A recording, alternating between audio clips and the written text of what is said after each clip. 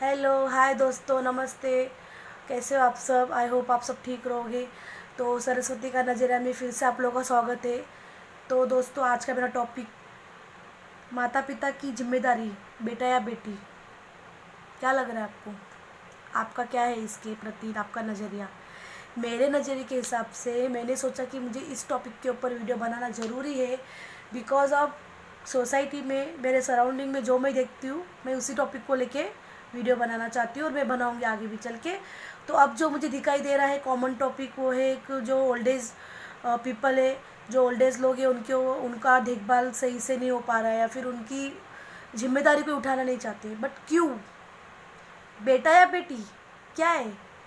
बेटा या बेटी मीन्स बेटा भी वही माँ से जन्म लेता है, बेटी भी वही माँ से जन्म लेती है। फिर इतना बड़ा भेदभाव किस चीज़ का है, मुझे समझ में नहीं आता है। बिकॉज मुझे नहीं लगता कि एक ही के ऊपर जिम्मेदारी बांध देना चाहिए। बेटा है तो बेटा ही संभाले, बेटी का हक नहीं है। बेटी का हक है तो बेटे का हक नहीं है। अरे दोनों एक ही माता पिता के संतान है, तो इतना भेदभाव क्यों? तो मे बी हमारी एक मेंटेलिटी, एक सोच हो जाती है कि नहीं, बेटा है तो बेटा ही देखे। ऐसा नहीं कि हर वक्त कि बेटा ही देखे या बेटी की ही रिस्पॉन्सिबिलिटी है।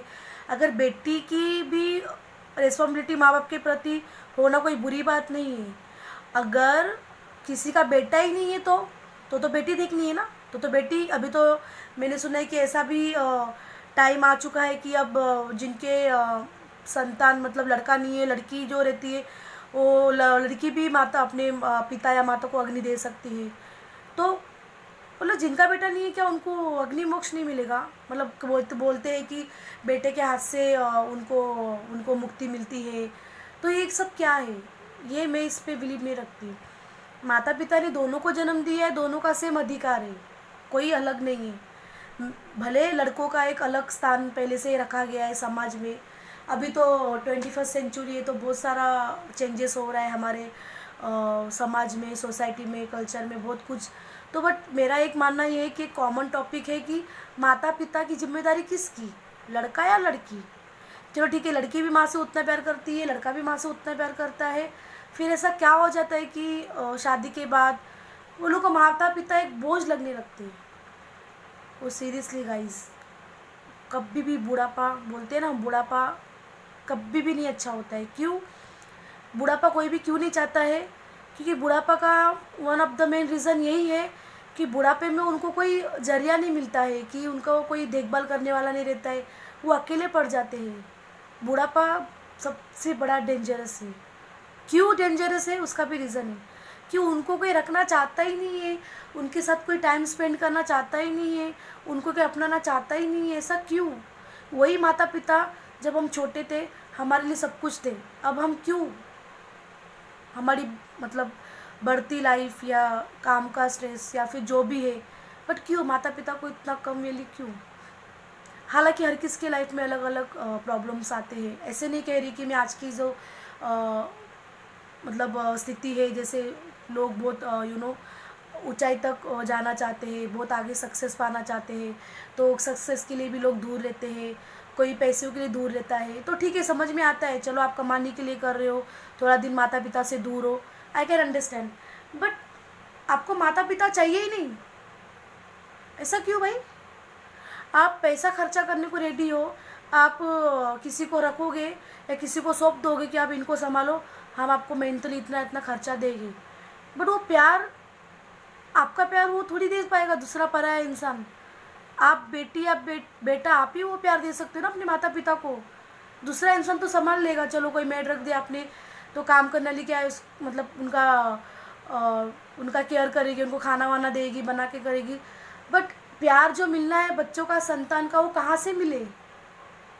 तो गाइस सीरियसली ये टॉपिक बहुत अच्छा नहीं लग रहा है मुझे डिस्कस करने के लिए, क्योंकि आज की स्थिति ऐसी हो गई है कि मुझे बोलना पड़ रहा है। मैं भी एक वुमन हूँ, तो मैं भी ये सोचती हूँ कि मतलब मुझे भी ऐसा भगवान या गॉड ऐसा मेरे ऊपर ब्लेसिंग रखे कि मैं हमेशा अपने माता पिता के साथ रहूँ और उनको लेके चलूँ।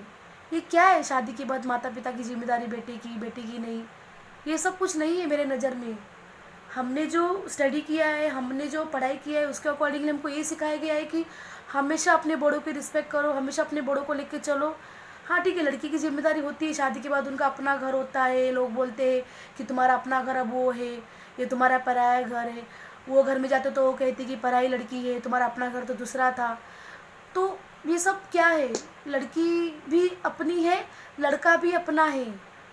और ख़ास करके मैं लेडीज़ों को बोलूँगी, जो भी बहुएँ हैं, ठीक है, उनका ऐसा मेंटेलिटी है कि ये सास ससुर है, नहीं है। वो भी आपके माता पिता ही है, जो आपके माता पिता छोड़ के आप जिनको आए हो।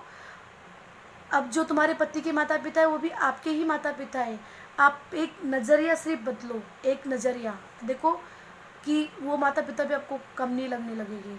मैं भी, मेरी सोच है कि मैं सोचती हूँ कि नहीं सब अच्छा हो, बट होता है सम टाइम सिचुएशन बहुत डिफ़िकल्ट हो जाता है कि बहुत जगह सास ससुर का झगड़ा होता है, इतना तक झगड़ा होता है कि मारा मारी केस तो हो जाता है, कोर्ट तक जाता है, सदियों लग जाती है उनको सॉल्ट आउट करने के लिए। बट ये सब की नीड क्या है, सास ससुर भी समझ के चले, बहू भी समझ के चले, तो फिर प्रॉब्लम कहाँ है बीच में। तो गाइज़ मेरा ये मानना है कि as a woman, as a girl, मैं भी यही चाहूँगी कि मेरे माता पिता भी मेरे साथ ही रहे, और मैं रहना चाहूँगी ज़िंदगी भर। ये मेरा सौभाग्य रहेगा अगर मैं रहती हूँ तो ज़िंदगी भर के लिए। क्योंकि यार दुनिया से आप किससे भी आप दूर जा सकते हो, किससे भी आप लड़ सकते हो, लेकिन माता पिता, उनसे आप कभी भी दूर नहीं हो सकते, चाह कर भी नहीं हो सकते, क्योंकि वो कनेक्शन यहाँ से होता है। तो प्लीज़ ऐसा क्या है, मुझे समझ में नहीं आ रहा है कि लड़कियाँ बोलती कि नहीं मेरा जिम्मेदारी क्या है, मेरी तो शादी हो गई है। क्यों भाई, शादी के बाद क्या हो जाता है, कुछ नहीं होता है। माता पिता आपके ही है, जैसे वो लड़के के माता पिता है वैसे आपके भी माता पिता है। ऐसा कभी भी व्यवहार मत रखो, उनको ऐसा जताओ मत कि आप अभी उनके लिए पराए हो चुके हो। आप उनको ऐसा लेके चलो कि हमेशा आपको उनको लगना चाहिए कि नहीं मेरी बेटा या बेटी एक समान है। आप भी नज़रिया बदलो तो तब जाके उनका नज़रिया बदलेगा। तो मेरा तो ये मानना है कि माता पिता दोनों के लिए समान है, बेटा या बेटी। तो मैं भी अभी इंडियन का जो कॉन्स्टिट्यूशन है उसमें भी कुछ कुछ चेंजेस मीन्स ऐसा नहीं बोलूँगी कि एकदम सब चेंजेस होगा, बट मुझे लग रहा है कि माता पिता के प्रति ऐसा रूल्स आएगा या आना चाहिए मेरे हिसाब से कि बेटी का भी उतना ही रिस्पॉन्सिबिलिटी है टूवर्ड्स उनके माता पिता के जितना बेटे का है। और हक और अधिकार जो भी है प्रॉपर्टीज, उसका मुझे कुछ लेना देना नहीं है।